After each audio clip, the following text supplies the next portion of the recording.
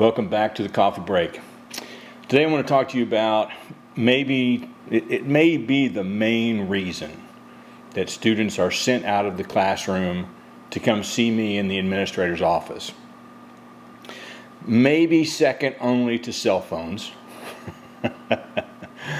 but this is probably the main reason. When I was in 10th grade, I moved from Indiana to Bennettsville, South Carolina, a little town of about 6,000. And I went to a private school, and the graduating class at this school was about 24, maybe. So my very first day, I was placed in a study hall in the library. And in the study hall in the library, there was no talking. There was only working. And of course, it was my first day and I didn't have any work to do. And so the librarian, who was the teacher of the class, asked me a question to which I responded, yeah. Because that's Northern for yes, ma'am. And immediately she stopped and she said, young man, here in this school, we say yes, ma'am, and no, ma'am, and yes, sir, and no, sir. Do you understand? And my 10th grade self said, yeah.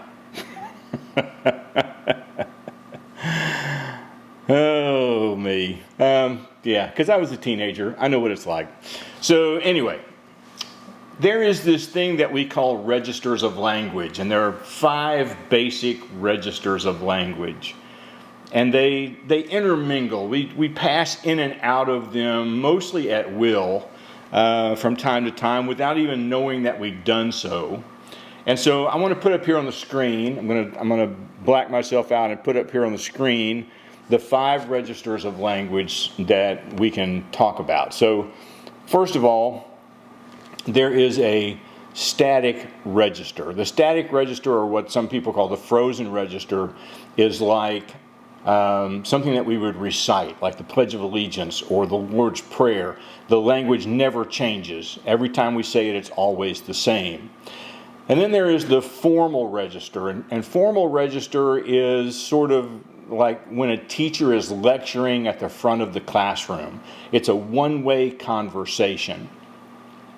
It might be the same as a judge talking to a defendant, or any of those kind of formal areas where one person's doing the talking and the other person's doing the listening. And then there is this consultative register, and the consultative register is basically what happens in the classroom most of the time. There is this back and forth between a teacher and a student as they talk about whatever standard or objective they're dealing with that day, or whatever questions are going on in the classroom. It is formal, and it is professional in its discourse. But then there's the casual register, and the casual register is how we talk among friends. The slang we use, the names we call each other, incomplete sentences, bad grammar, all of that kind of stuff, perfectly acceptable within the casual register.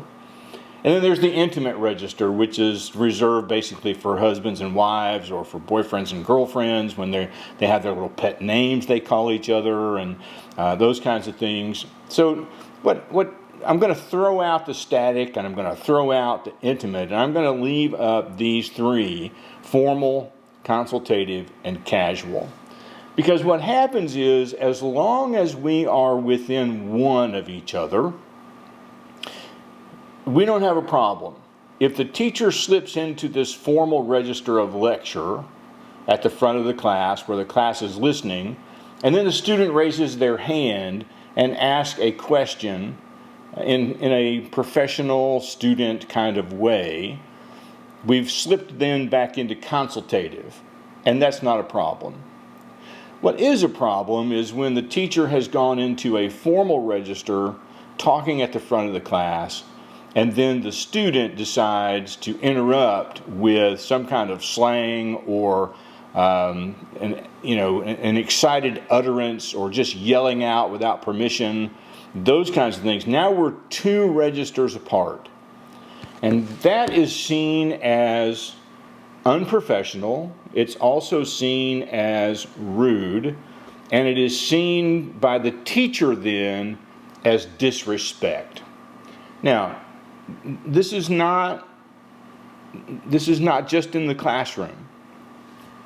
Anytime a person is talking in the formal register, if it's a parent talking to your son or daughter and you are telling them something specific, you are talking to them in a formal register, you are the one talking, they are the one listening, and you don't expect to hear anything back from them, and then they blurt out some kind of excited utterance, or they immediately start to point blame at somebody else or interrupting you along the way, they've slipped into this casual and you're two apart, and then the parent gets really upset because it's the one at the higher level of register who is offended.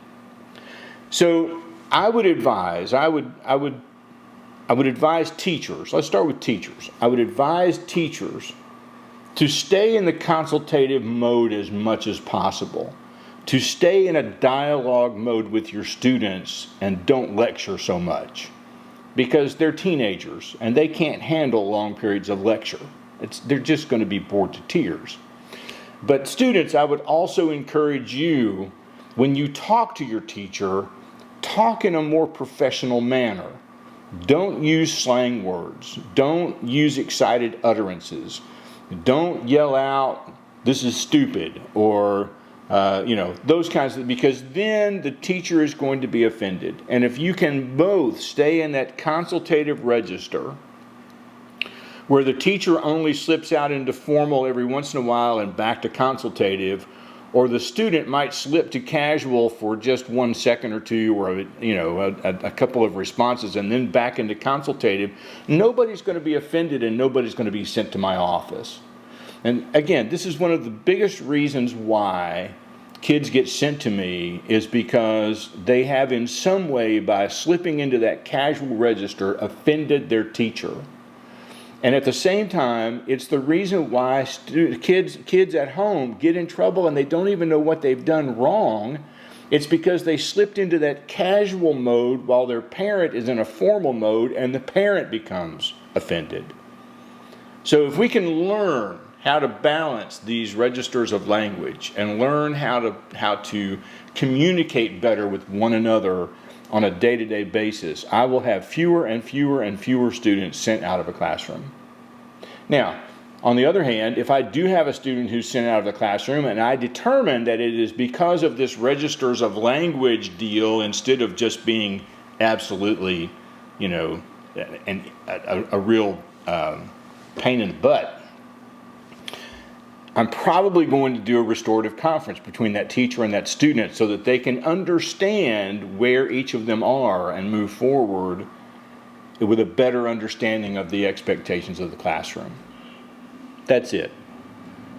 Try to stay more focused on the casual register in the classroom, teachers and students. I think it will solve a lot of problems. We'll see you next week.